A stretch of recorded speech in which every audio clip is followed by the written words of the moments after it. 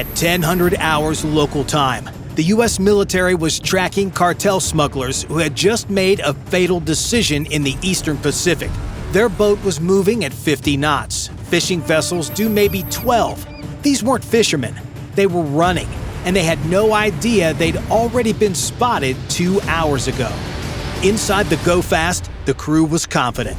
They'd done this run 18 times before. Same route, same boat, same protection money paid to the right people. The helmsman kept checking his GPS. On schedule, on course. The cargo under those blue tarps was worth $42 million on the street. Split 5 ways, minus the cartel's cut, each man would clear $2 million. Enough to disappear forever.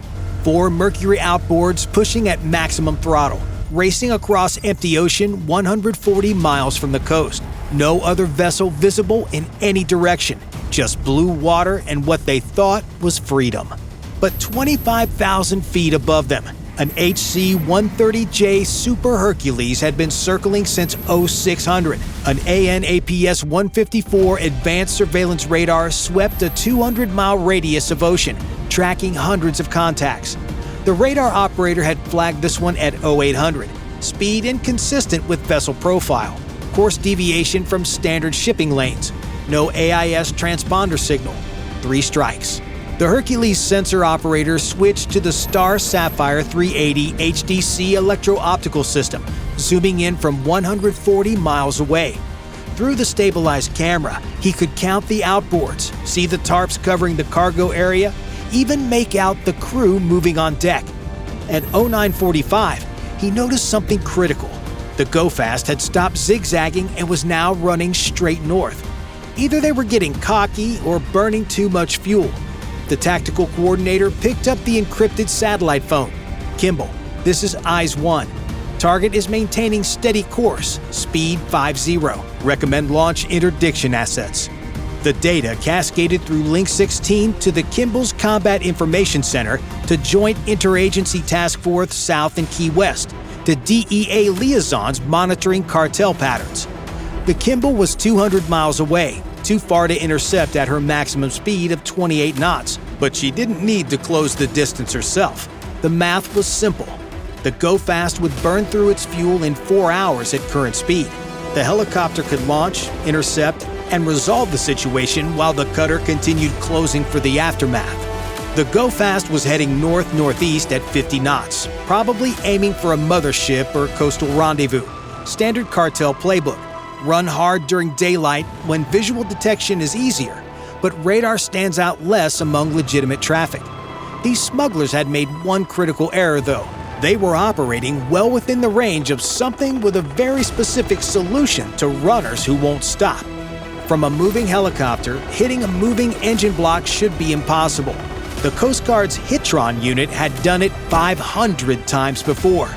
Today could be 501. The MH-65E you see here lifted off the Kimball's flight deck at 1100. Twin turbomecha engines pushing 853 shaft horsepower each. Unlike the standard search and rescue configuration that most people associate with Coast Guard Dolphins, this aircraft had been modified for a very specific mission. The pilot banked hard toward the intercept point, climbing to 3,000 feet where fuel efficiency peaked. 20 minutes into the flight, the co-pilot spotted the Go Fast wake, a white rooster tail stretching half a mile behind the fleeing vessel. 4 outboards running at full throttle throw an absolutely massive amount of water into the air. From 3 miles out, it looked like someone had drawn a chalk line across the ocean. The smugglers were still running their counter-surveillance zigzags, completely unaware that they'd been tracked continuously for over 2 hours at this point. The zigzag pattern was textbook cartel doctrine. Change heading every 3 to 5 minutes. Never maintain a straight line long enough for intercept calculations. Against surface vessels, this worked. A patrol boat trying to intercept would have to constantly recalculate, burning extra fuel with each course correction. But the helicopter above operated in 3 dimensions, while the smugglers zagged left and right.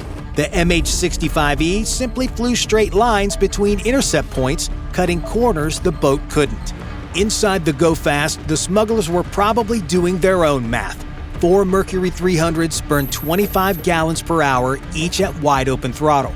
Their tank held maybe 400 gallons. They'd been running for 2 hours, 200 gallons gone. 2 hours of fuel left, maybe less with the added weight of cargo. The mothership rendezvous was 3 hours away at current speed. Someone had miscalculated, or they burned more fuel than expected during the initial sprint. Either way, physics was becoming their enemy. The helicopter, meanwhile, had 4 hours of endurance and could refuel on the Kimball if needed. This wasn't a chase anymore. This was a far-gone conclusion playing out in slow motion. The pilot could afford patience. The smugglers couldn't. The helicopter dropped to 500 feet and approached from the go-fast stern, maintaining a 500-meter standoff distance. This angle kept them outside the effective range for small arms, while providing optimal positioning for what might be coming next. The pilot matched the go-fast speed and initiated the compliance phase that Coast Guard procedures demanded. Time for technology to do the talking. The co-pilot activated the long-range acoustic device, or LRAD, capable of projecting intelligible commands at 162 decibels. That's louder than a rocket launch at close range. They broadcasted in both English and Spanish. Stop your vessel. Prepare for boarding. This is the United States Coast Guard. The helicopter's rotor downwash created a localized hurricane around the go-fast. Spray and chaos everywhere. But the smugglers didn't even slow down. The answer was simple for the criminals below. 5 of them, 2,800 pounds of contraband worth $42 million at street prices, and potential 20-year sentences each. Surrender meant certain conviction. Running meant maybe, possibly, potentially getting away if they could reach shallow water or friendly territory. They'd take those odds, not knowing that the helicopter above them had dealt with runners before. Many, many times before. 15 minutes of warnings, visual signals, and siren wails produced exactly 0 compliance. The pilot radioed the Kimball for authorization to proceed with warning shots. The approval came back immediately. The rules of engagement were crystal clear for vessels that refused to stop in international waters. The gunner prepared the M240B machine gun mounted on the side, capable of delivering 650 rounds of democracy per minute. The first burst sent a message written in tracers and waterspouts. Rounds impacted just meters in front of the go-fast bow. The distinctive sound of the M240B, that mechanical hammering that anyone who's been in combat knows means business, echoed across the water. Most smugglers stop at this point, but they didn't. These smugglers were either more desperate or more stupid than most. They pushed harder. The 4 Mercury outboards screaming at redline RPMs, props cavitating through evasive turns. The go-fast jinked port, then starboard, then port again, trying to throw off the helicopter's aim. Against a fixed-wing aircraft, this might work. Against a helicopter that could pivot faster than any boat could turn, it was essentially theater. After 3 bursts of warning fire, it was clear these smugglers had chosen the hard way. The pilot called it in. Subjects are non-compliant. The response was immediate. Authorized. The aerial gunner transformed from the M240B to something far more surgical. A Barrett M107 semi-automatic rifle chambered in .50 BMG. This wasn't just switching weapons. This was switching from negotiation to termination. Of the engine specifically. The gunner was part of the Helicopter Interdiction Tactical Squadron, HITRON, based out of Jacksonville. The only airborne law enforcement unit in the world authorized for what they call airborne use of force. HITRON crews are the apex predators of the maritime interdiction. Since 1998, they've conducted over 500 vessel interdictions, removing $16.7 billion worth of contraband from cartel logistics chains. These aren't your average Coast Guard aviators. They train specifically to shoot engines out of fleeing boats from moving helicopters in ocean conditions. Selection for HITRON starts with the top 1% of Coast Guard marksmen. Then it gets harder. Candidates spend months at the Maritime Security Response Team's training facility, shooting from moving platforms in Sea State 4. That's 6-foot swells with winds at 20 knots. They learn to read ocean patterns, anticipate wave timing, synchronize their breathing with the helicopter's motion. A typical training evolution burns through 5,000 rounds per gunner. The physics they master are brutal. The helicopter moves at 50 knots on 3 axes: pitch, roll, and yaw. The target moves at 50 knots on a different vector. Ocean swells add vertical movement to both platforms. Wind deflects bullets. Engine vibration throws off aim. Salt spray coats optics. Most military snipers work from stable platforms against stationary targets. HITRON gunners do neither. Why target engines specifically? Sinking boats destroy evidence and creates maritime emergencies. But a boat with no engines, that's just a floating crime scene waiting for processing. The engines are also the largest, most fragile targets. Aluminum blocks filled with precision parts that turn into shrapnel when hit by anti-material rounds. One shot, one engine, no exceptions. The Barrett M107 weighs 30 pounds. Each round weighs 42 grams and leaves the barrel at 853 meters per second, carrying over 11,000 foot-pounds of energy. For perspective, that's enough kinetic energy to punch through an inch of steel at 500 meters. Outboard engine blocks made primarily of aluminum might as well be tissue paper. The targeting system combined an EOTech 553 holographic sight with an ANPEQ-2 infrared laser designator. The holographic sight projected a recital that appeared to float at infinity, allowing the gunner to keep both eyes open while tracking. But at these ranges, in these conditions, technology is just an aid. The real weapon was the gunner's experience. Over 200 interdictions, thousands of training rounds, muscle memory that could compensate for helicopter movement, target movement, and ocean swells simultaneously. The first 50 caliber round found the starboard outer engine's powerhead. The 300 horsepower Mercury didn't just stop, it disintegrated. Aluminum fragments and oil erupted in a black cloud as internal components suddenly became external. The go-fast speed dropped from 50 to 38 knots instantly. The smugglers probably hoping 3 engines might be enough to escape. Hope went down the tubes with the second shot. The port outer engine took the round through its midsection, severing fuel lines and destroying the water pump. The engine seized solid in seconds. Speed now down to 25 knots. The go-fast starting to wallow in the swells. That aggressive maneuverability gone. The third shot was almost artistic in its precision. The gunner had found his rhythm, that zen state where helicopter motion, target movement, wind, and trigger squeeze all synchronized. The round entered the starboard inner engine's lower unit and exited through the powerhead, taking most of the internal components with it.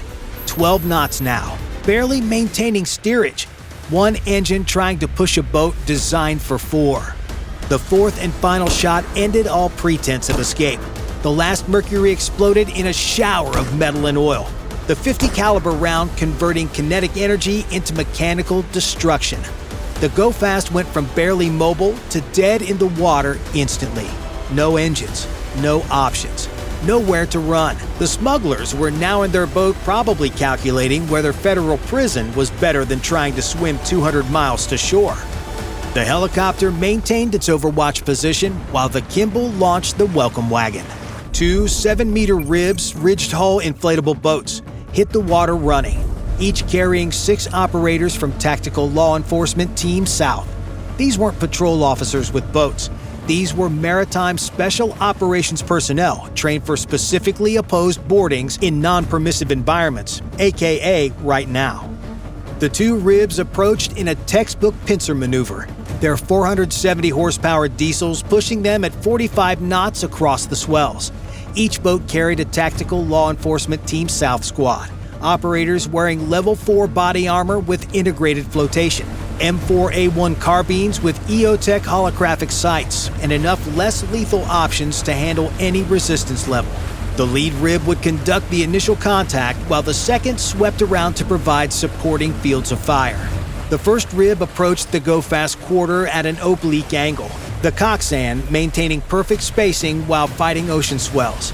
As they closed to within 10 meters, the lead operator stood up in the bow, Barrett M9 pistol trained on the smugglers. The 9mm might seem underwhelming, but having one pointed at you conveys more meaning than any English to Spanish dictionary ever could.